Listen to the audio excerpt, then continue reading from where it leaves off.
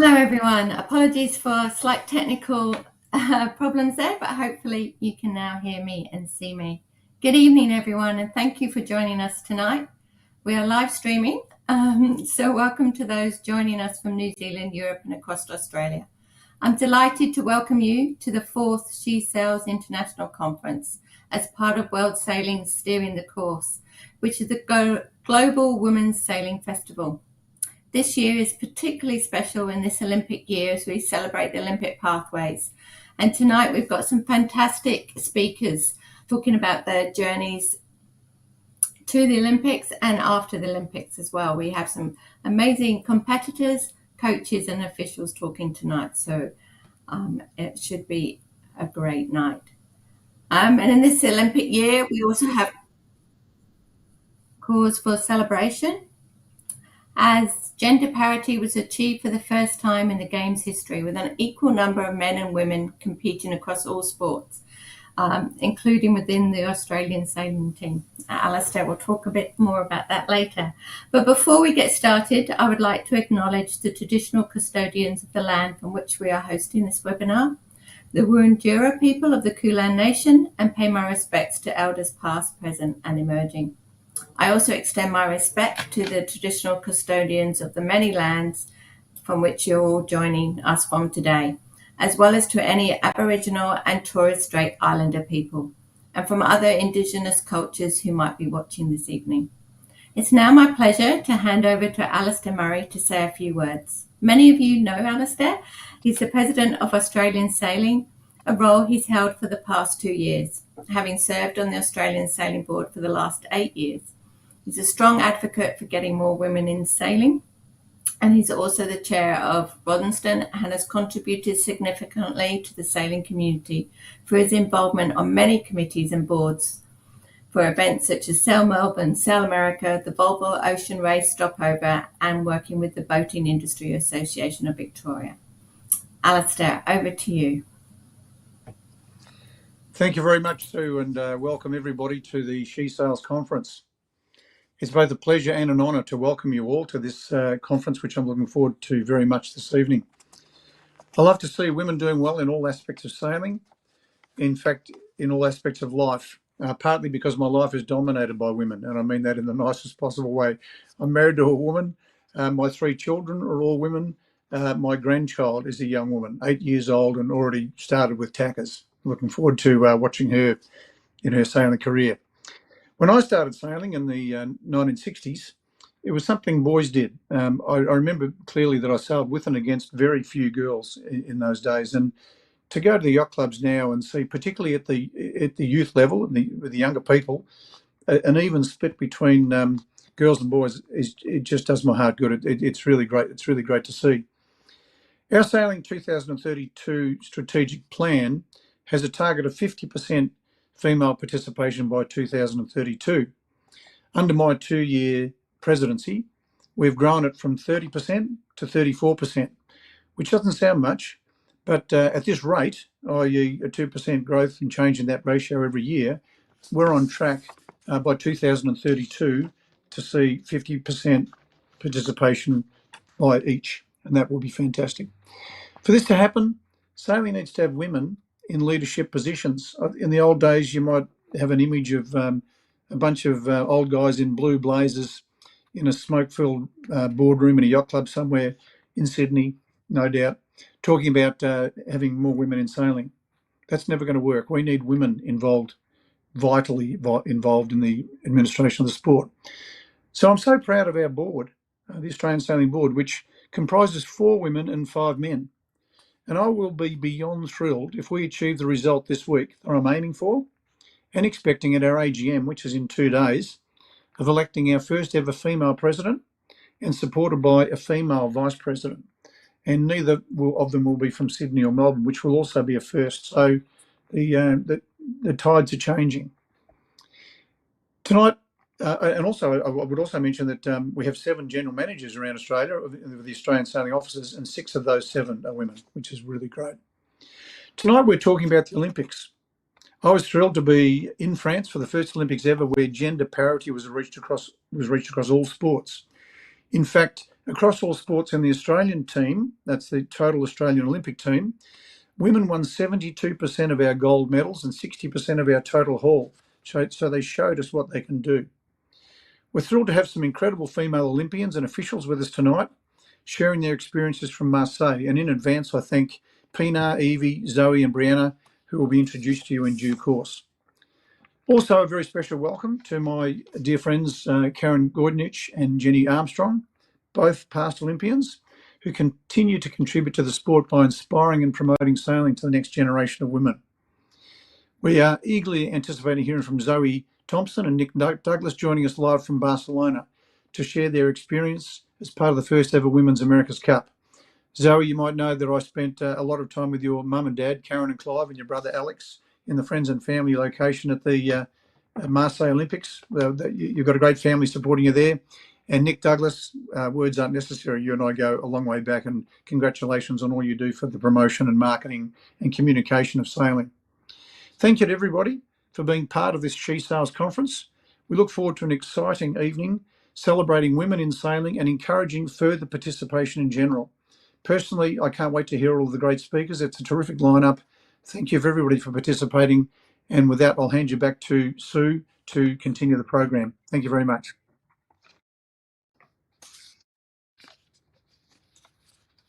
That's great. I'm now excited to introduce tonight's MC and interviewer, Nic Douglass. Nic has just literally returned from Barcelona last night, where she spent the last month commentating on the America's Cup and, more importantly, covering the women's first ever America's Cup.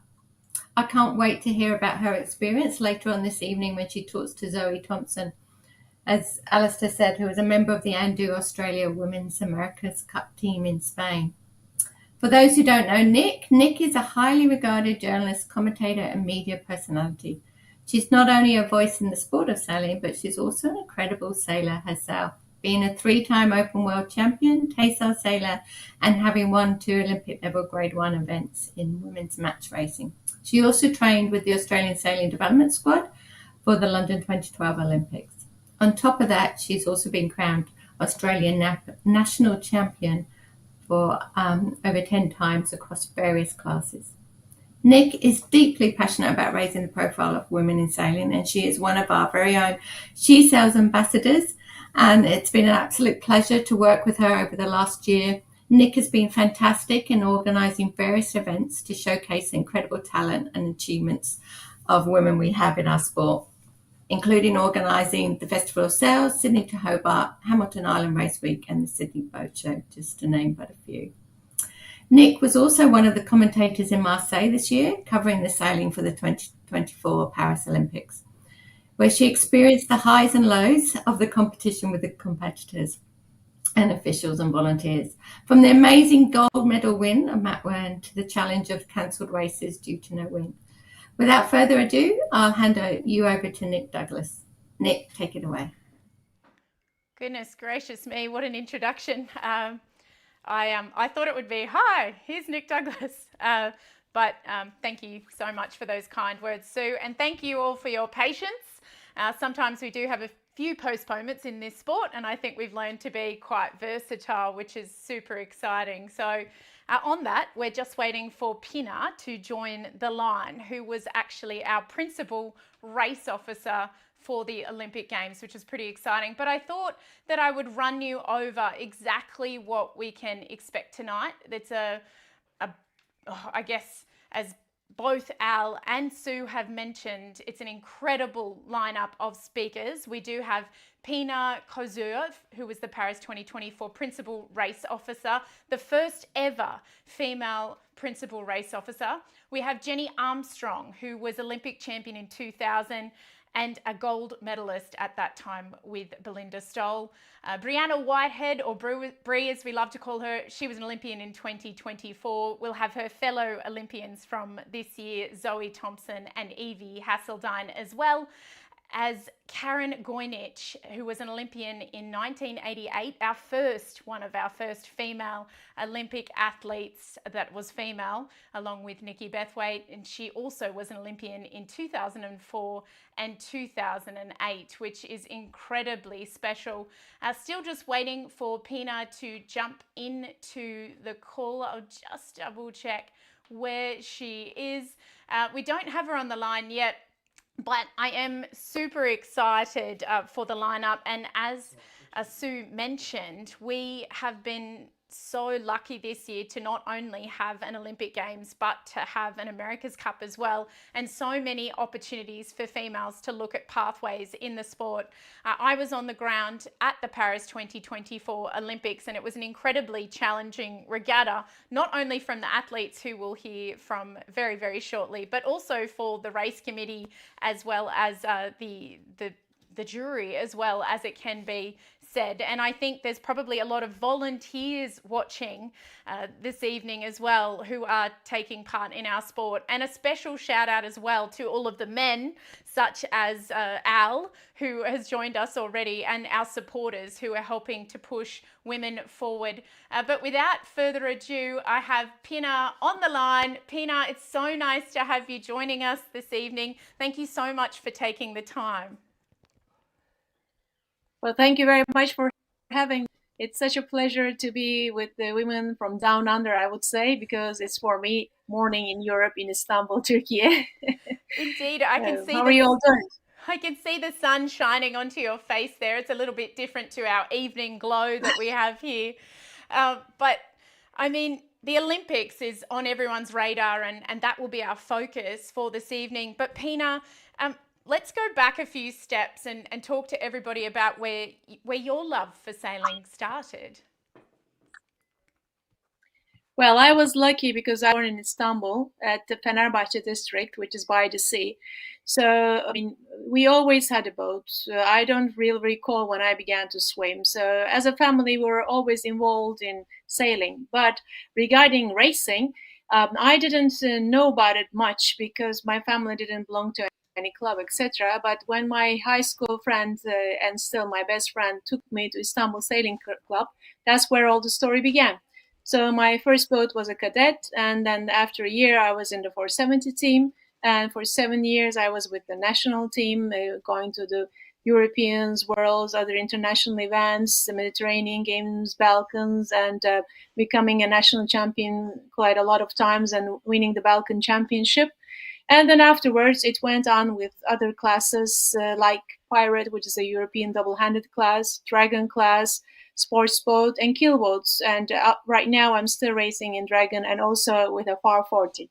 Oh, far out. So many things that you're racing there, Pinar. So no doubt you've got a wealth of experience. So what actually led you to cross over from sailing to officiating? Because I'm sure that there's many females that are watching this evening that have thought about it, but maybe not done it because it looks challenging, or perhaps they think it's not for them. Well, actually, I have to say that our elders in the Istanbul Sailing Club were quite wise, because by the time when we were even at high school and we're still racing, as I said, at a highly competitive level with the national team and all, they had made sure we went to some race officiating seminar and got the title. But in due time, I never had the time actually, because of course I also finished university, did the masters, married, and when I was pregnant, I realized I cannot race competitively, so I have to stop at a point. That's when I went to become first a secretary and a scorer, and then realized that in some protests you don't need to go ashore, and then it went on from there, and I had the kick of it, let's say, and then began to be a race officer in events where I wasn't racing, and then went on to judging, and then to umpiring, and then it led to also sailing administration. And so, I mean, I like to be on the sea. I like to be involved with sailing. I'd like to help in any way that I can. So, where if it's not racing, which is of course still my first passion, it then has to be race officiating. Well, that's such a good point, and I think only now we're starting to see more females actually fall pregnant and then come back to racing, that's actually only been something that we've seen at the highest level, even in the past 2 or 3 years. So that's something really valuable. And I think it expands your sailing knowledge as well, perhaps, when you learn about officiating and judging and all those sorts of things as well. Sure. I mean, I can say that I'm much a better sailor right now because I have all this new knowledge. And to be frank, when I protest, I went because I know the rules and regarding the tactics and everything, which is also helpful. And yeah, I mean, I didn't have the chance to go back to the high level competition after pregnancies because I had 2 kids and I didn't have the time for it. But not right now, I would say I'm more of a weekend sailor. I'm still competing in the keel boats for the nationals and stuff, but not as I was before the kids. I mean, and now they're not kids anymore; they're grown up. But now my time is more devoted to race officiating. But yes, of course, pregnancy and breastfeeding and all the changes that it gives to your body is challenging. And as women, we have so many changes, also monthly ones. And when the time comes, it will be the menopausal ones, etc. But there's always a chance to come back. And there's always a way to be within the sailing community, whether it's racing or race officiating or administration or coaching or whatever. Or media, as so ended up being my part. Oh, yes. Yes. No.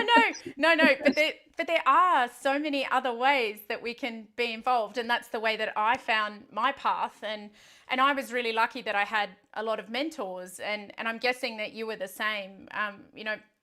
Are there any mentors that you had throughout your journey into finding judging and officiating and another path throughout the sport?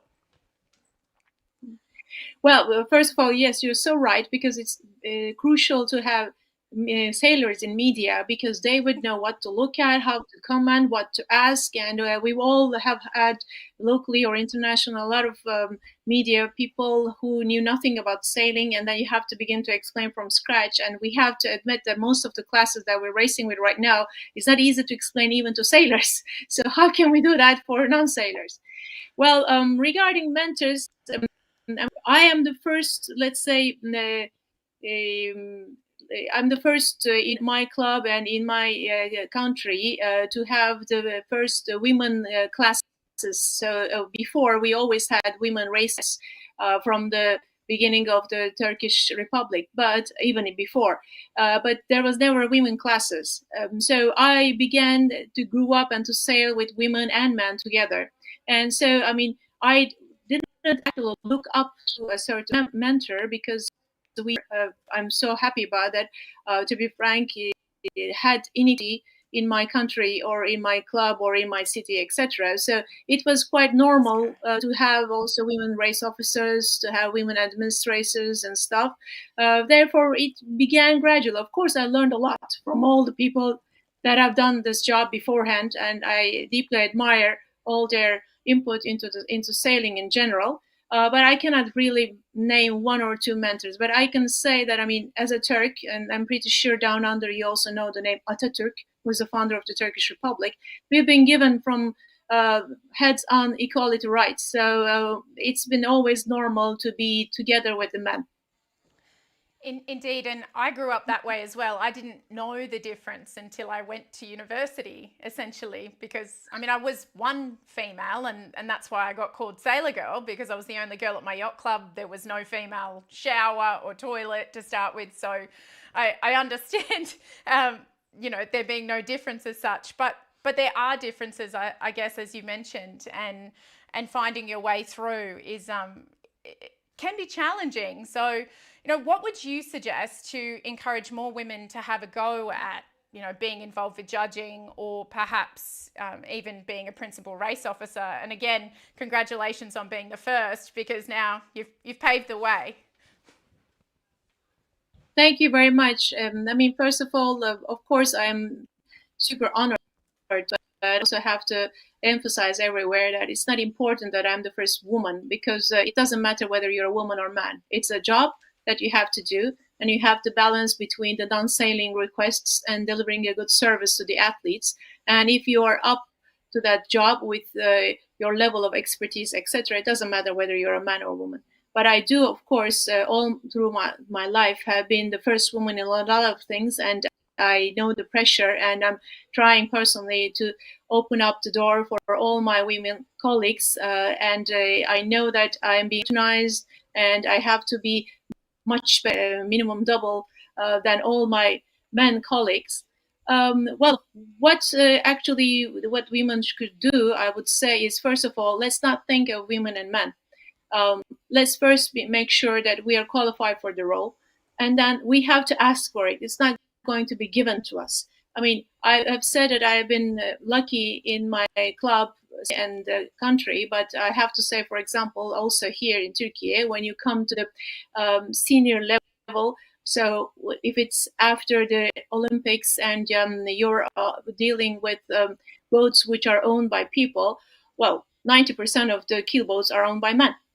And have to sail with a man, with a crew which is mostly men and all that stuff. And I mean, in the beginning, I have to admit, for example, I had a nickname which is Ali, which is a very common man's name, because I was kind of the only woman in all the boats that I was racing with, and they were considering me as one of their own. So it also affects, of course, as we all know, the way they act, the way they talk, etc. But it takes time, and if you don't put your gender up front, but you are doing the job that you're given to as good or better than a man, of course there are physical discrepancies, but we can keep up with it with the technical positiveness, and you can when the time comes and they see that you can do it, and you bring another sister with you, and so on, then there gets to be a larger community, and then they are looking for women, and they're not actually thinking of a man or a woman, but I mean, for a foresales room, or for a main sales room, or for a HEMS person, etc. So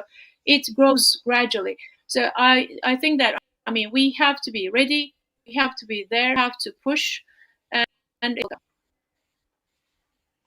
Yeah, I think that's so valid, Pinar. And I guess from my perspective, as you mentioned, that you have to push, and that's why it's been so spectacular in this past year, seeing females pushing at the highest level. It's the first Olympic Games where we've had gender parity, so we've been able to see females pushing and closing the gap, and later on we'll hear from Zoe as well. And if anybody has questions for Pinar, please feel free to pop them into the chat on YouTube, and I'll be watching that. That's why you can see me taking a little look to the left every now and again to see if anybody's asking questions. I guess from my perspective, from what you've seen, do you think that we're making gains? Do you think that eventually we'll see that it's not women and male sailors, it's just sailors, so to speak? And I think Pinar may have frozen there. Oh, no, she's back.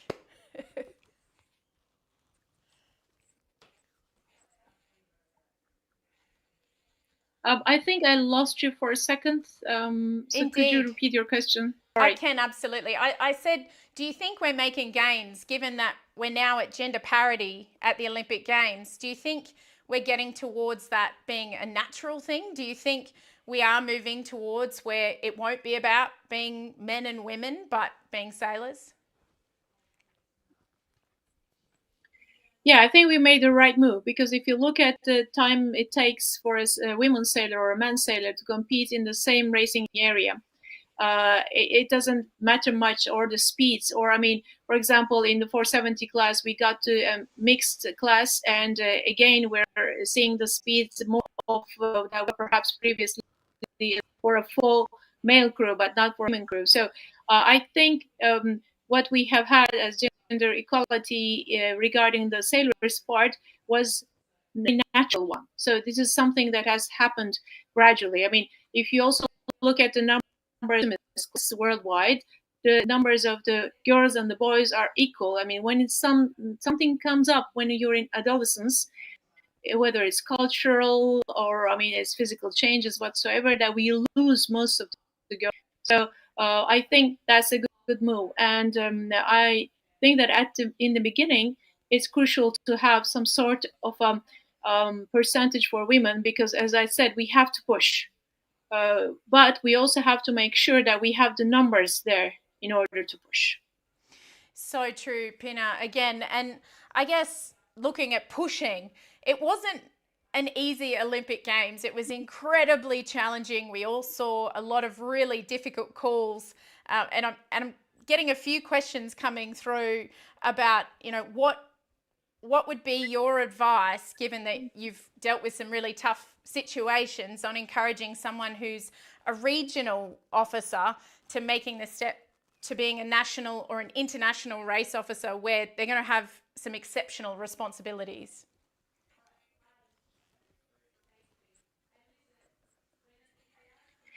Well, yes, I mean, if you're a race officer, if you're a sailor, at every second you have to make a lot of choices, and the worst thing is not to make a decision. So you have to get in all the facts as soon as possible, and you have to make a decision. And in order to able to make the best decision, you have to be trained. So I have tried to train myself also as a race official as much as I could, meaning reading the documents, going to events, watching the boards and the boats, making those decisions, trying to think about all the negative things that could happen, and working on different scenarios, etc. So, I mean, we have to take the challenge. We have to do it. We will all do mistakes. We will always make mistakes. We have to be frank about our mistakes. We have to learn from our mistakes, and we have to do our best, because we have to, as a race official, never forget that they're there for the sailors, and they have put their lives for this. This is the games. This is the utmost point for them. So we have to honor this, and we have to do our best. There is, of course, always this challenge, because if you look at the numbers, it's not the event to run, but it is the hardest event to run because of all the importance that I've put to it. And of course, the M&Ns, the coaches, the team leaders, the organization, and all the media and everything. And you have to get used to be working with the media, which actually makes you a much more open person, because you have nothing to hide. I mean, I'm thoroughly fine to have a camera always with me anywhere, because as a race officer, I'm open to discuss all the calls. And so I think that should be always the case. We have to be really open. We have to know why we have given such a decision. And we have to, of course, as I said, always train ourselves. So it's a continuing learning process. Sounds very much like being a sailor. Debriefing, learning as much as you can, remembering it's about everybody around you. It sounds incredibly similar. So I thank you so much, Pinar, for taking the time to chat to us today. Obviously, you're welcome to stay and watch, because we'll have some incredible athletes joining us, but I know we were a little delayed. So if you do need to go, we thank you, and we wish you all the best with everything that you've got coming up. And we thank you for sharing your knowledge with us down under. Thank you very much. It was such a pleasure. I will be staying and I will be watching. And if there is any other question that pops up, I'll be more than happy to say. And perhaps we will see each other in Brisbane even. So take care. That would be fantastic. Thank you so much, Pinar. And now we will continue on with some of our incredible athletes that are here and have been part of, I guess, the Australian sailing journey for this year. And as part of one of the fastest Olympic sports that I really don't understand. I'm really looking forward to hearing more from Brei Whitehead. So here's a little bit of an introduction with Brei, and then we'll grab Brei on the line to have a chat to her about her incredible Olympic journey as a kite foiler. Here we go.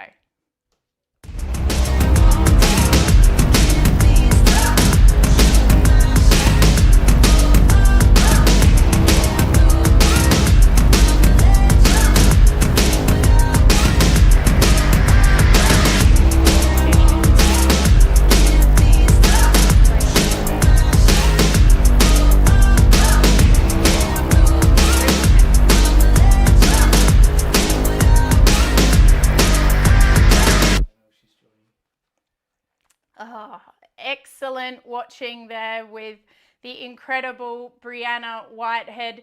We're just grabbing her to pop on the line, and I can tell you from watching the kites in Marseille that we've never had anything like it. And it was an incredible journey for these athletes to be a part of the first ever kite foiling.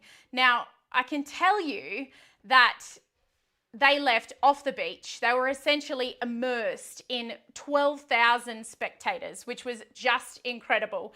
And Brianna herself did incredibly well to progress throughout the competition. Gray Morris, who was our male athlete, did end up with a silver medal, which was also just amazing. So we will hear from Brei soon. And for those who are on the line and waiting, we also have Zoe Thomson and Evie Haseldine joining us later, who also were competitors at this Olympic Games. We've just heard from Pinar, who was the principal race officer for the Olympic Games. And we also have Jenny Armstrong and Karyn Gojnich joining us very, very shortly. So we will be with Brei shortly, unless she isn't ready just yet. We'll check in on where she is. If not, we might go to Jenny and skip the queue and bring in Jenny Armstrong herself. So it looks like Jenny's on the line, and we'll skip the queue. You're not a stranger to skipping the queue. Jenny Armstrong, for those who don't know, she's an absolute weapon. She has competed for both New Zealand and Australia, but of course for Australia, she was our first ever medalist and gold medalist, Olympic champion with Belinda Stoll. Jenny, how great to have you with us. And I know it's a little bit later in New Zealand, so thanks for hanging on. No problem. I mean, it's very exciting to be here. I know I sort of walked both sides of the Tasman, but it was, definitely, life-changing to win that gold for Australia at Sydney. Excellent. And I guess given that you won a gold medal in 2000, which has come, it's 25 years ago. Can you believe it? Stop it. 24. Okay. Just a while ago, yeah. It's a while ago now. So how much has the landscape changed since 2000 for, I guess, someone such as yourself who was at the pinnacle of our sport? Gosh, it's I wish I was 20 years younger, because it's so exciting what's happening these days. But it's I guess winning the gold was a culmination of sort of 11 years of hard slog on the Olympic circuit. And then, lots of things have to align for things to work out and to win a medal.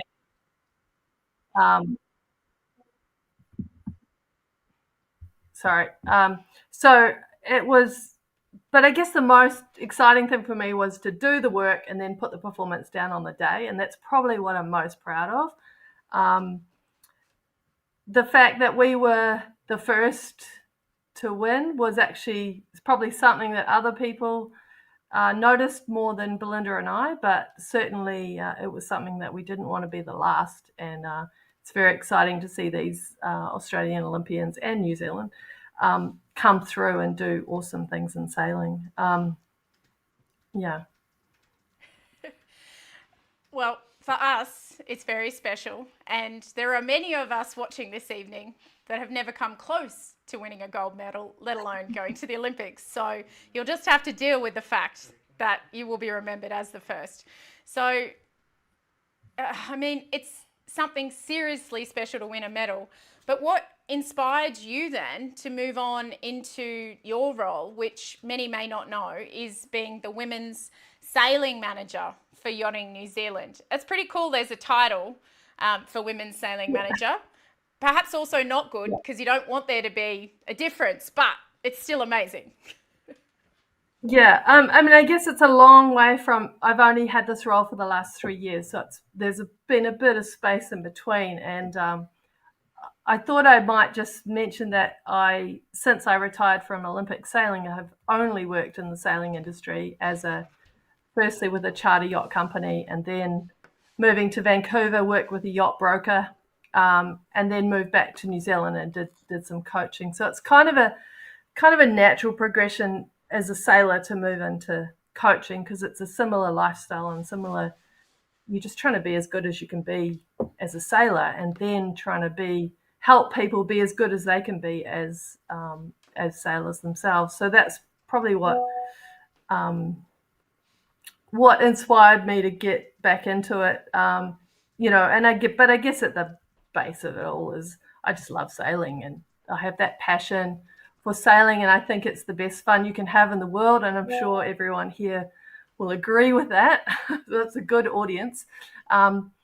And just passing that on, and particularly in that women's space, is, more girls sailing, being around yacht clubs, running races like Pinar. I mean, that's awesome. And now with 50-50 at the games, it's just such a big journey from the first time I went to the Olympics in 92, where there was the 470 and the Europe dinghy was introduced for the first time. So to see how far it's come in that time is incredible, and such good opportunities for women these days. My goodness gracious me. I'm just thinking about the challenges that you faced as well, just to make it there. I think sometimes there can be a view that, it might have been easier as a female because, everyone's promoting you and pushing you forward, and that's got to be a good thing. But, at the same time, everybody knows how hard it is. Well, maybe not everybody. Some of us are very privileged to know how hard it is to try and make it to an Olympic Games, and you've managed to do it twice, and you've managed to win a gold, and now you're encouraging others. And as you mentioned, we all love it. So I think we're all in a safe space where we're trying to encourage participation, which is pretty special. But what challenges? Sorry, I was just going to say. No, go. That's what's exciting about having this title as woman sailing manager, is being in a bit more of a leadership position where you can affect more change over strategy and be that voice in the room. That's probably been lacking over the years. So I guess that's where I see I can have more impact for women and girls joining sailing or coming back to sailing. Incredible. And what I was going to say leads on from that, which is, there can be challenges, and obviously you're dealing with them firsthand. So what would you say to encourage yacht clubs that are watching? And I've just had a bit of a shout out from 30 women who are watching together at Lake Wellington Yacht Club, which is pretty special. So what would you say to suggest, just small things to improve, large things to improve, things that yacht clubs could do at a grassroots level to help promote women into a pathway, be it Olympic or otherwise? I think it does actually just start at club level. It starts at that participation level, and I think that's where everybody at the club has a role, both men and women, because we need to make it a nice space for women to be and to learn that love of sailing and enjoy it. I think there needs to be a really high value put on having females involved in coaching and leadership there. We're trying to do a bit more work around the coaching space, and so that girls, when they come to the yacht club, or women, can see female role models throughout the whole club. So as coaches, as leaders on committees, commodores of clubs, all the way through. And I think what clubs and class associations and national bodies as well is need to recognise that women are not, we're different. And so we need to be, I think, particularly a little bit more support around and just encouraging and trying to build confidence in women in the sailing, because it is hard. I find it hard, and I have a gold medal. So, that says it all. If I'm finding it hard, it's hard for everybody. Yeah. And I think that it's everyone's role there just to help support and encourage, women around clubs, because every time you go there, you're in the minority, and every room you walk into, I'm one of, often the only female in the room, and it's hard at the top level, but I understand we need to be in the room to affect the change for the girls coming along to make it better. And already, I've seen some changes, but it's going to take time and a lot of work and a lot of male allies to come along and help us. And that's why I made sure I gave a shout out to all of the supporters who are watching this evening, because we really can't make games without them. But how lucky are we as women, and how lucky are those New Zealanders who have you fighting the good fight for them? A massive supporter in your own right. So we're so grateful that you're able to join us, Jenny. And I think what we'll do for anybody who's watching who has questions for you, we'll hold them over to the end and we'll bring you up with a whole bunch of other Olympians that we have on the line, which is pretty special. Yep, perfect. Amazing. Thank you for having me. Yep. No, it's been so special having you. And what I'm going to do is flick straight over to Brei Whitehead, because we have her now. She's ready to go. And our fastest athlete that's on the line, Brei, can you explain to us this incredible Olympic sport that so many of us may not even understand? It's come out of nowhere as quickly as it is on the water as such. And I guess we're all just intrigued, but so impressed with how quickly you, I guess, improved and then went on to become an Olympian as well. Yeah, I love the sport, and it's really cool to me to be able to do it. And yeah, I think because it's so new and just this whole big step in sailing, that it was a really cool journey to learn. And yeah, I'm really excited for where it's going to go next. Just incredible, Brei. Now, you were born on the 1st of July in 2000. So you came along after, or around the time, not after, but around the time that Jenny won her gold medal. So just putting that into perspective, I guess, where did you find the inspiration to become a kite surfer? Who led you on your journey? Because it will probably be very different, but very similar to Jenny's.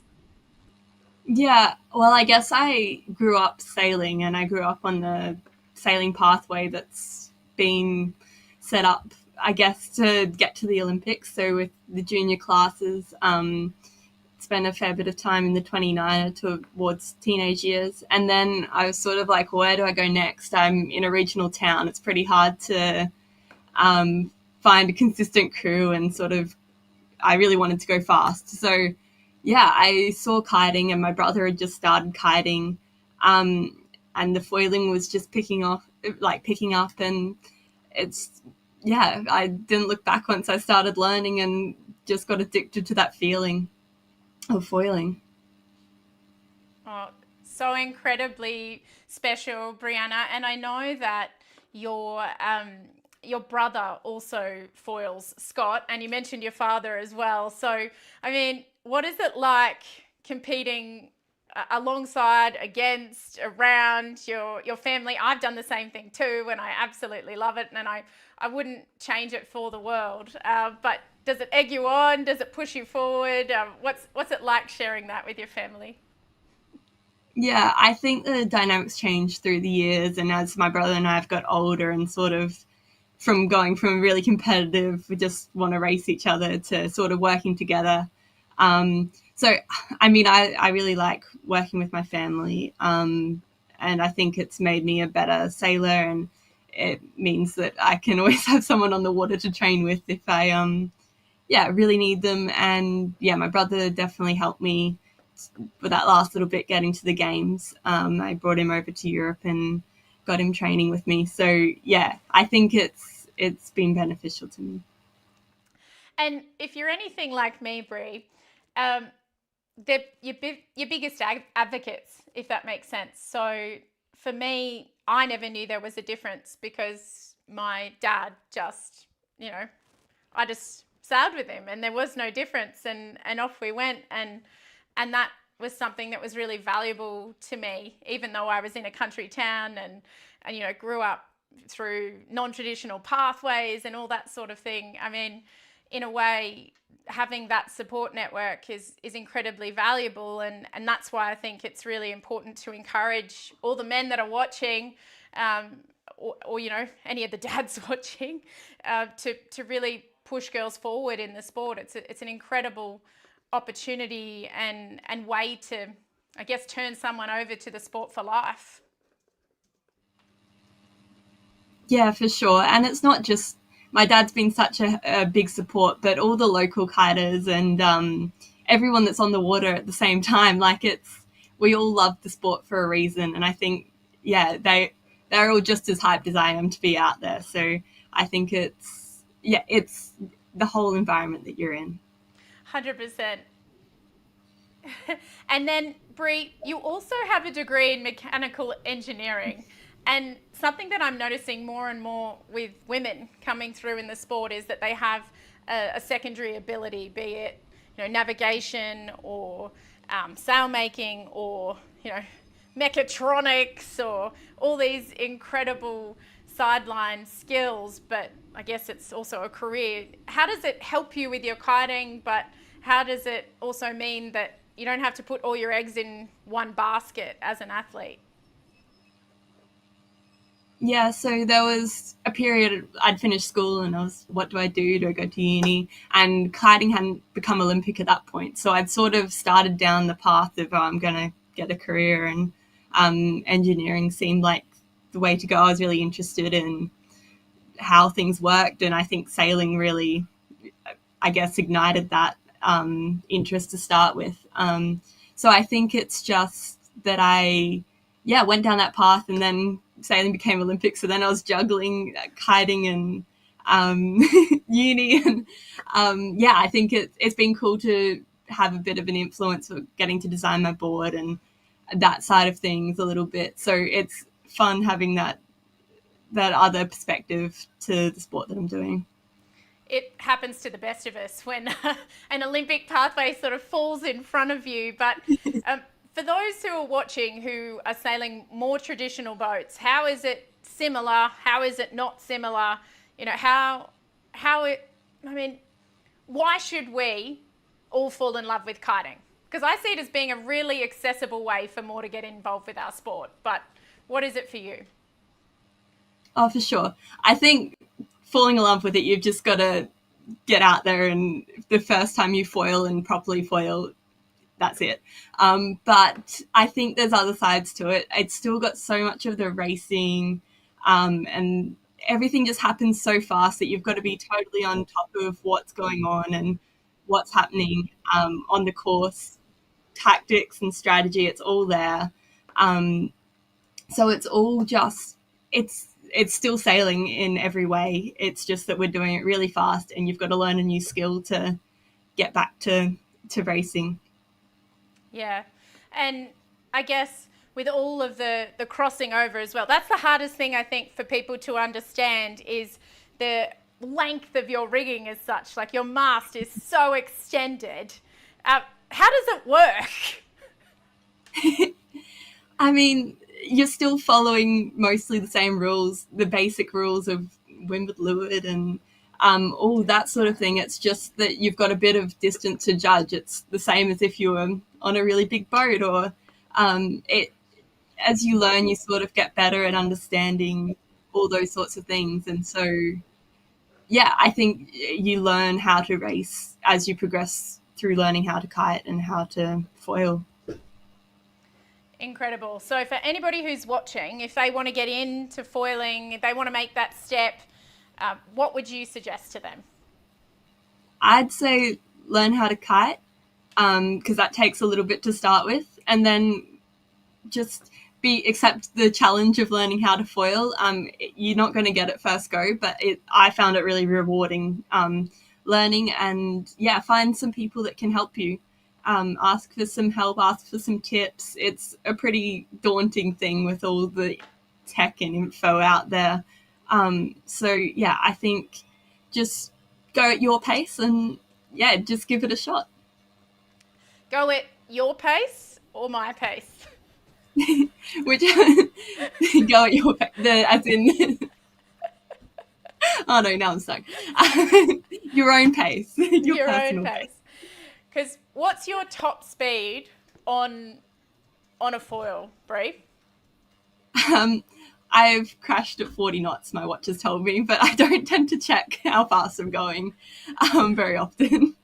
Oh, just insane. The fastest summer Olympic sport, and you were part of that first event, that first time. We've got a lot of people who are firsts on the line, which is pretty special, and I can see Jenny still watching offline and a few others as well. So a very special group of people that have been gathered tonight. So if anybody has any questions for Brei, make sure you hang on the line, and we will be back with her very, very soon to chat a little bit more. But up next, Brei, thank you so much for joining us. And I know we've got a few of your fellow Olympians joining soon, but thank you for all you've given to sailing for the past year and everyone who you've inspired. It's pretty special. Thanks. Excellent. All right, up next, we have an incredible sailor, an incredible mentor to myself and many others. And not only is she now the Vice Commodore of the Royal Sydney Yacht Squadron, she is also a 3-time Olympian and was one of our first female Olympians representing Australia. A pretty incredible record. Karyn, I know you've had a very busy day, even some royalty dropping into the Royal Sydney Yacht Squadron. Thank you for finding the time to chat with us. Great to be here, Nikki, and great to see you recovering from Barcelona. Yeah, pretty much just recovering. I got in last night. I escaped as soon as the Kiwis had won that incredible third America's Cup, which was just brilliant. Now, given that you are in the Royal Sydney Yacht Squadron right now, which I know has become your home over the last little while, it's quite special to be talking about your sailing career in general. So I guess for many people, what made you want to race? What made you want to get to that next level where you weren't just a sailor, you were a racer? I was really fortunate that my parents moved to a place on the Lane Cove River, and I got thrown into a sabo literally when I was 8 years old. I then spent a number of years sailing anything. I sailed with my mate, Alex Murray. We sailed sabos, flying 11s, cherubs, tasers, NS14s. I had time in a SIF. And it wasn't until 87 when I had the opportunity to go for a sail with Nic Douglass, who was campaigning to go to the 88 Games when they first introduced a separate event for women. And, you know, it was a great opportunity. I said yes without really knowing what I was saying. And, you know, we wound up in Korea, and yes, I got that Olympic bug. That you know, it was such an amazing experience to be in sound racing. You know, it showed me that, and I think the bug I caught was realising that the Europeans and the internationals we were sailing against over there were the same as the people I was racing against at home. They were so beatable. I had to come back and try again. We were really disappointed with our 6th, but, you know, in hindsight, we got to say actually it was pretty good, but, you know, we knew we could do better. Was that how do we go home? How do we practice more? How do we training more so that we can come back and be, you know, on top the next time round? So we did. We trialled for the 92 Games. We missed out by, well, there's only one boat that gets to go. We came second. So we got to cool our heels for a little bit. I then actually had children for in 92 and 94. And I did get back into the 470 again when the 2000 games were announced, because there was no way that all those Europeans were coming to my backyard and I wasn't going to be involved. I love it. And you say you got the bug. Is that why we saw 88 and then another attempt and then 2004 and then 2008? I mean, that's an incredible record. And I'm guessing that it changed a lot over the years as well. I mean, there's a few photos that I've got of you that I'd love to bring up onto the screen, and perhaps I'll save them for another time. But it's changed a lot, even in the regards to clothing, amount of people, crew format. It's really interesting to look back. Well, I don't know if you've got a photo from the 88 games where I was on trapeze, and those games I was allowed to sail with 5 kilo water bottles sitting off my shoulders. Thank goodness that sense has prevailed and we no longer are allowed to carry weight like that. But, that's what you did to try and be competitive. So, so many things have changed since 88. We spent 3 months in Europe as a lead up to the games in Korea. We had one coach, the mighty Mike Fletcher, who was looking after the fin, the FD, the soling. He was looking after us all. We had a camp in Lake Garda before we went to Korea, and it's very different now to the preparation. For example, when we were preparing for China, we in fact had 3 boats. We had one that commuted between Australia and China, another commuted between China and Europe, and another commuted between Europe and North America. Each boat was identical, and it just meant that we could pick and choose the events that we thought were important to give us the best preparation for China. So I'll just bring that image up for anyone who might be wondering what we mean. So there's Nikki Bethwaite and there's Karyn, and that's the weight that you carried on your chest. So yes, things have changed somewhat since that period, and I know that you've changed your career as well now, because you've gone from being an Olympian and at the forefront and to a mentor where you have helped so many others who have tried to not only go to the Olympics but to take part in sailing at various levels. For example, the Ladies of the Sea Regatta is one of my favourite on the calendar. But now you're the Vice Commodore of the Royal Sydney Yacht Squadron. So, I mean, what are your key priorities at that level now for promoting having more females in the sport? And I know that tonight is your usual twilight night as well, and your women's twilights are a massive part of the club now.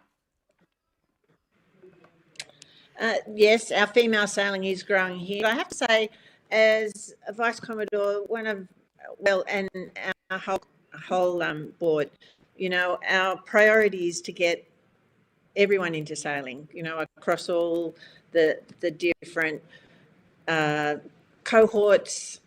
I think our females are maybe low-hanging fruit, and that's certainly an opportunity I saw a few years ago.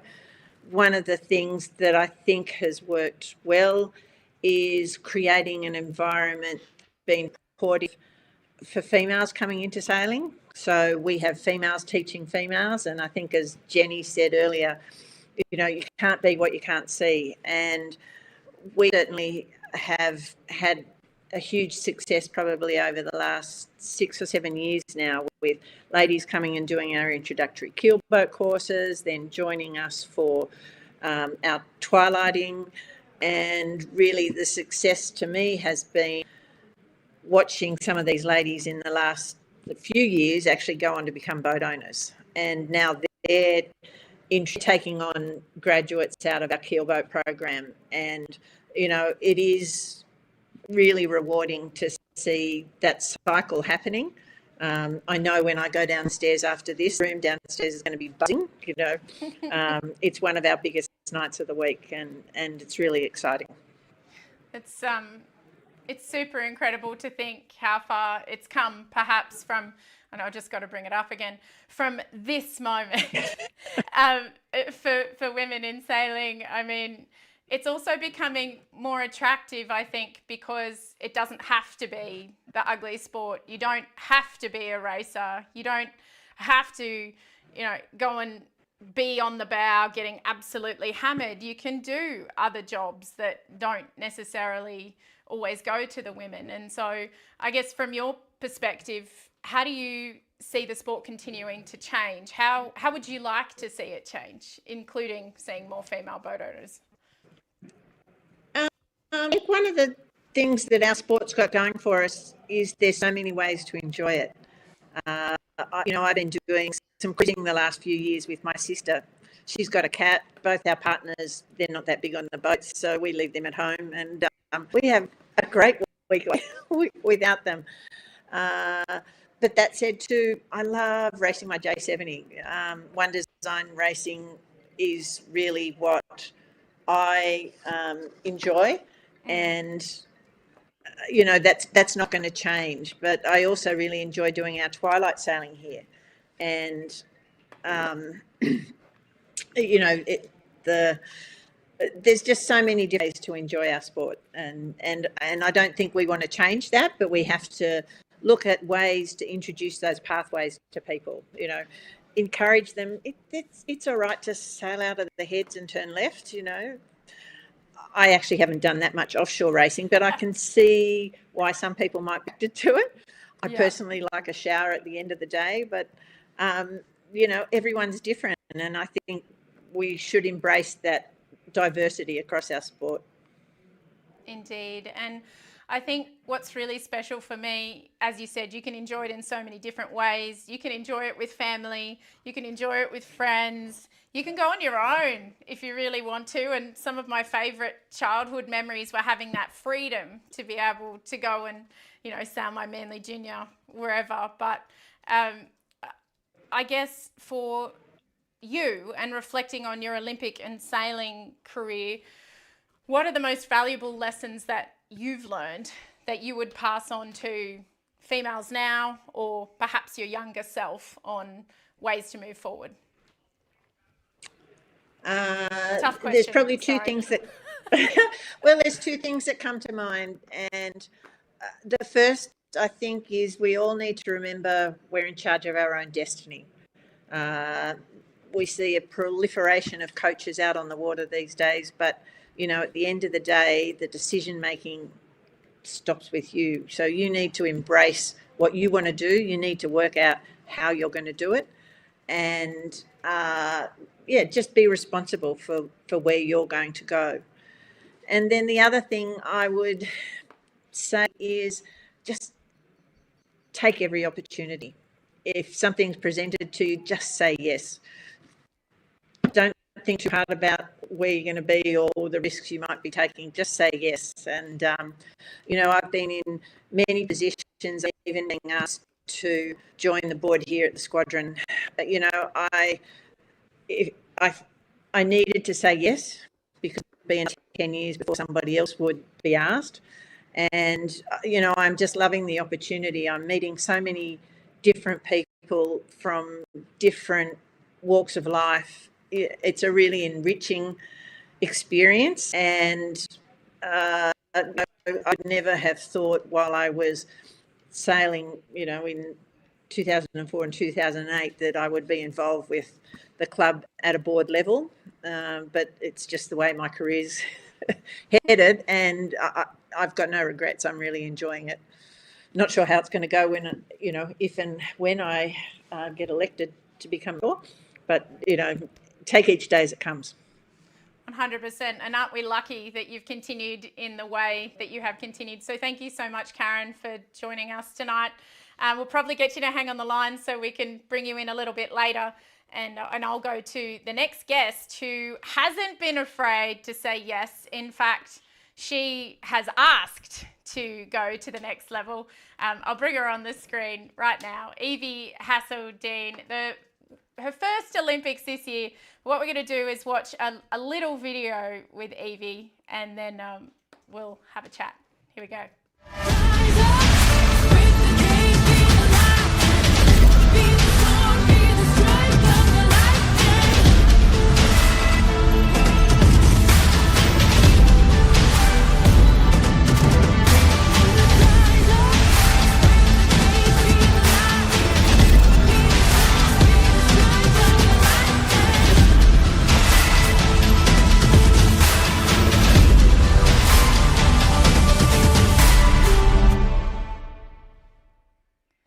There we go. Evie, make you feel proud?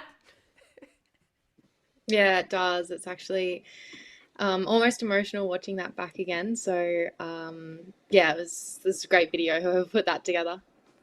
That was Mr. Bo Outeridge, and a shout out to Bo for doing so many videos this evening. We're so spoiled. He did one for Brei, he did one for you, and he also did one for Miss Zoe Thomson, who I believe has also jumped onto the line. So we'll have a little look at Zoe's video that she has ready to go as well, in a very different boat.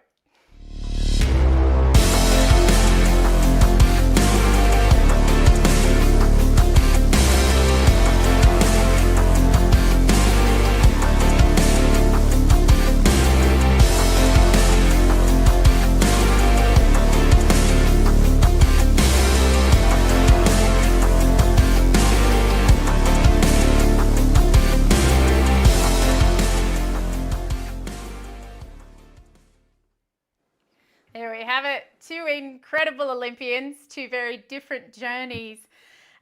Zoe, to start off with, sailing the Ilka, it was an incredibly tricky selection process. Is that what prepared you the most, do you think? All of those other incredible athletes that pushed you along the way? Yeah, well, I think it's probably the most important thing to acknowledge was, yeah, it was such a hard trials and selection, and ultimately there wasn't really that much time afterwards before the Olympics. So, yeah, it was really cool, and I hope that it actually helps me so much more into the future. It was quite challenging at the time, but I've taken so many lessons from it, and I'm so grateful for that push that the girls all gave. And speaking of push, Evie, your story is quite interesting because you actually pushed one of your mentors into going to the Olympic Games with you as such, and what an incredible journey. I mean, what was it like to sail with Olivia and one of your mentors, which is an incredible opportunity? Yeah, I mean, was literally a dream come true to be able to go to the 2024 Games. Yeah, Olivia and I's story is very unique, and I approached her originally to mentor me, like you say, Nick, and that was coming out of COVID, and I knew that I wanted to go to a Games, but I wasn't quite sure how to get there. And even when I jumped in the boat, or Olivia jumped in the boat with me, I jumped in the boat with her, I still didn't quite know what I was getting myself into, and I was super lucky to be able to have someone with the experience, not just of a Games, but of a silver medal as well. And yeah, that's super invaluable, and the relationship that Olivia and I have is, yeah, sort of unlike any other, really like sisters in a way, but she was still my mentor, and I think I was really, really lucky to be able to have that all the way through to the Games. Indeed, and for both of you, I know it was an incredibly tough Games, and we had Pinar on the line, and she saw it from a completely different perspective, being the principal race officer. I saw it from another perspective, having to commentate when there was not necessarily any racing happening or lots of postponements, and it was incredibly challenging Games. How did you prepare yourself, or how do you prepare yourself for something like that for younger athletes who are watching and wondering how to make themselves mentally tough? I'm not sure who wants to answer that question. Go for it. Okay, I'll go. Yeah, I mean, having, like I said, having Olivia there, knowing that I hadn't been to a Games before, we did a lot of work prior to the event. Lots of stuff, of course, on the energy conservation, mental preparation, physical preparation. All that stuff, of course, happens not just in the 6 months before the Games, but in the years. So there were certain things in our campaign, I can't speak for Zoe, but there were certain things in our campaign where we were very regimented, and I was lucky enough to have both Olivia and our coach, Victor Paya, who had done 2 other campaigns before, knowing sort of when we need to work on speed and boat handling, or when we need to start to push. And there were certain times where it was like, Evie, we need to get this now because this needs to happen before the games, or this needs to happen before this World Championships. And so it was, yeah, I guess in the lead up to the games, there was a lot of identifying where we would potentially come unstuck as a team, things that were weaknesses of one person might be strength of another in that three of our dynamic. And yeah, super, lots of sort of honesty, brutal honesty with one another, and self-awareness to be able to point out how we were feeling and what we were thinking, and sort of setting that expectation of where we did think that we could be at the games, or what we wanted to achieve at the games, not just in terms of a result, but in terms of performance day to day as well. And so, yeah, that was I guess a brief overview of the preparation that goes into it, but definitely a lot. Yeah, just a little bit. And Zoe, you don't get to lean on a crewmate, so what do you do?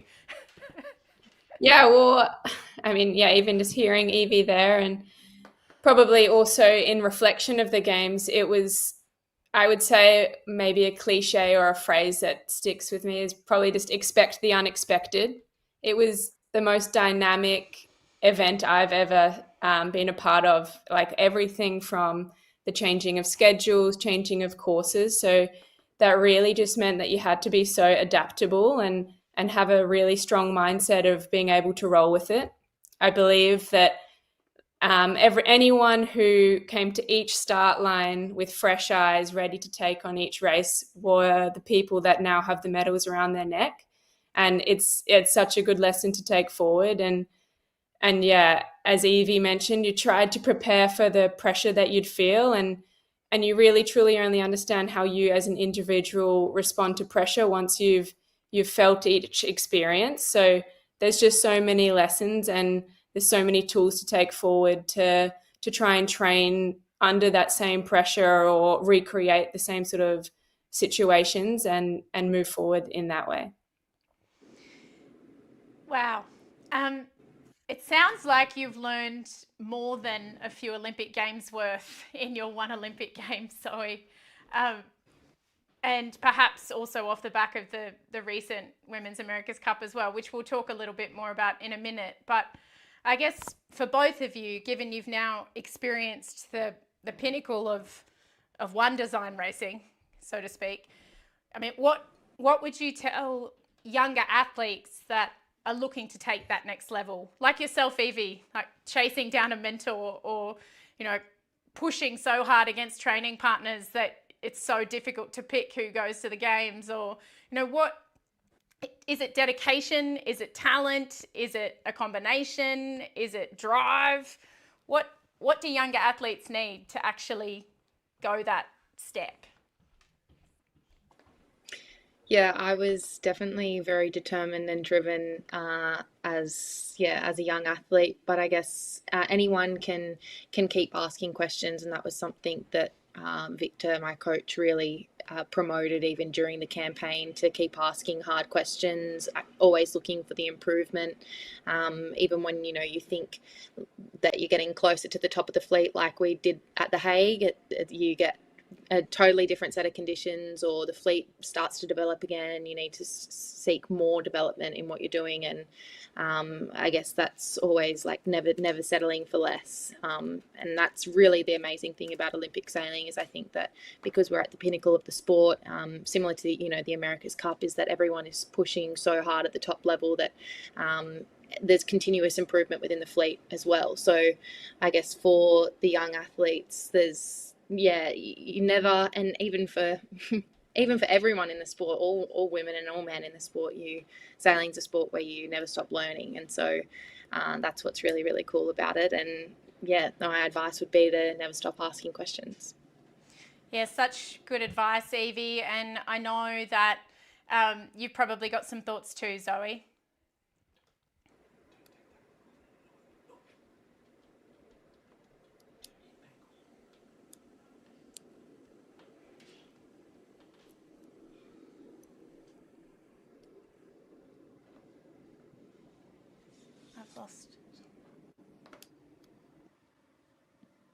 Just find them, and whether it's at a youth sail or at club racing, ask them as many questions as you can, because I think that helps narrow that gap to the top, and I think it will help you become a champion sooner. So just go for it, and anyone that I know will be more than happy to answer anyone's questions. So Evie's a really, really good lesson in that.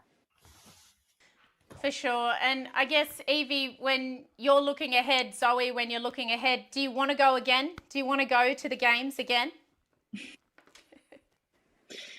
Yeah, I definitely do. I think after being there this year in Paris, being there for when Grey and Werney came in after their medal races and doing the celebration with the team, and the atmosphere, the pressure, all of it, the whole, the sailing at the Olympics is unlike anything else, and definitely have the want and the will to go again.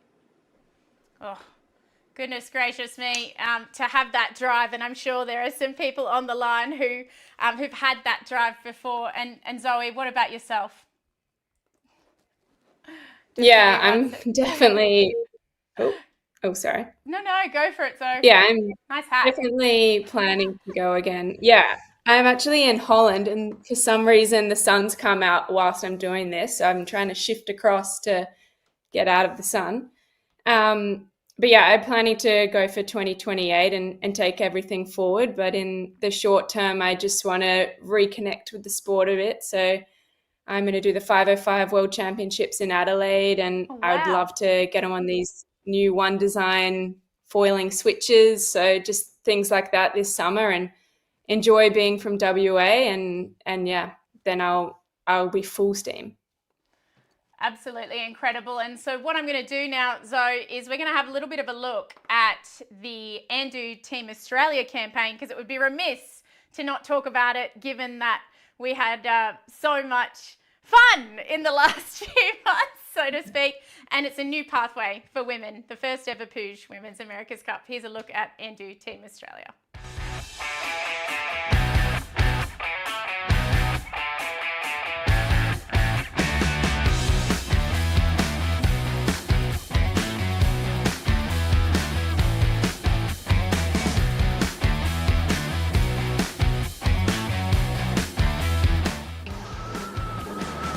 About 9 knots wind speed, so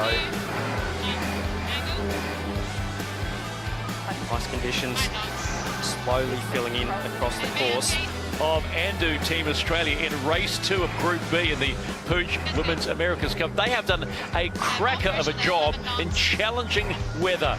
Andu Team Australia get the win and that big 10 points.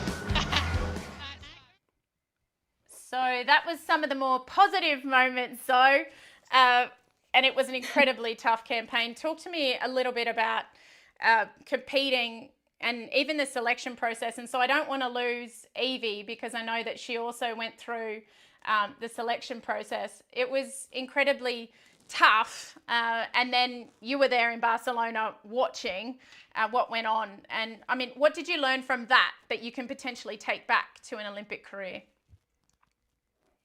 Yeah, well, there's obviously some really notable differences, but there's so many similarities. I think I learned so much about operating within a team, and like the similarity of you have to actually bring your best and your skill set as an individual first, and then take that to the broader team. But beyond that, it was so cool to be there, because you could really feel the gravity of the event as it was happening. And also the selection process, it's also just an honor because of all of the women that have come before me, and I've been tuning into this call. It's so cool to hear from some of the past legends and current legends of the sport. And yeah, I hope women's sailing, we can continue to knock down the barriers so we can continue having these opportunities into the future, because yeah, it was so cool. It's really cool to watch where it's come from and where it is now, just in my lifetime. And I have to say, even looking at Brei's video, that was incredibly special for me too, to see how far the sport has come in itself. So we will attempt to get more people on the line to see if there are any questions. So if anybody has any questions at all, please feel free to ask on the YouTube chat. And of course, we will ask them of our incredible athletes. And I know that Sue will probably jump on to sign us off as well, because it's been a lovely evening. Even though we're a little bit late starting, we've run to time. I was just looking at the time. It's 5 to 8 now. So we've run to time once we got going. Direction, I think that would definitely filter direction. I think that would definitely filter. He was just saying, ask questions like, go to your club, ask really there if you're struggling, reach out to the SheSails network. I'm sure there are people there that will help, or I know Jess in New South Wales could certainly redirect any questions. I might grab Jenny as well to chat a little bit. Jenny, from your perspective and given your experience. People you, and because we all love the sport of sailing, we just want more people to enjoy. Brei and Brei, I know you're on that new pathway. You found your pathway in foiling. What makes a good foiler? What if there's any young sailors watching, what will make them a good foiler? I think you've just got to have a go, and see if you enjoy it or not. It's sort of enjoy being out there and ready to learn, ready to make mistakes, but to improve and get better.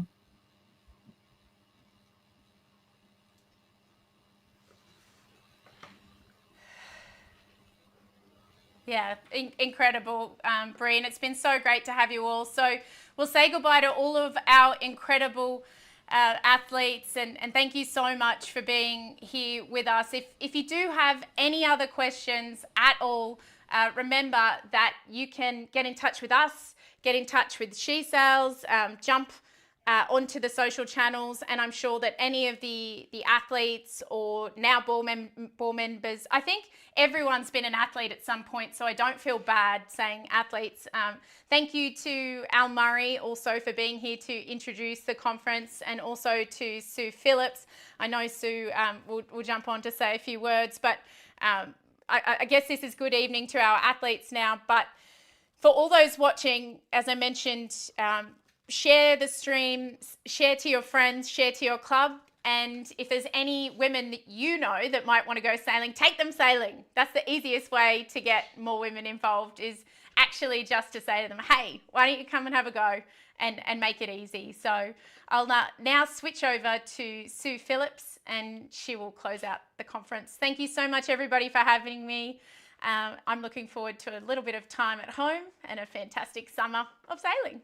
See you soon. Thank you, Nic, and thank you to Andrew behind the scenes, who's making everything work, streaming people in from Holland, Turkey, and from New Zealand. So thank you. And the big thank you to all of our incredible speakers tonight. Your stories and insights you have shared with us this evening have been so inspirational. I know I'm truly inspired. I'm just amazed at what you do and what you continue to do for the sport of sailing and for inspiring women. So thank you so much. And I just like to close by encouraging everyone to jump on the SheSails website, where, as Karyn says, you'll find a range of events and programs all around Australia and New Zealand that clubs are putting on for women. So please, if you know someone who doesn't sail, a sister or a daughter or a granddaughter, a niece, work colleague, try and get them out on the water, and just so they can feel that joy and passion that I know we all do when we're out on the water.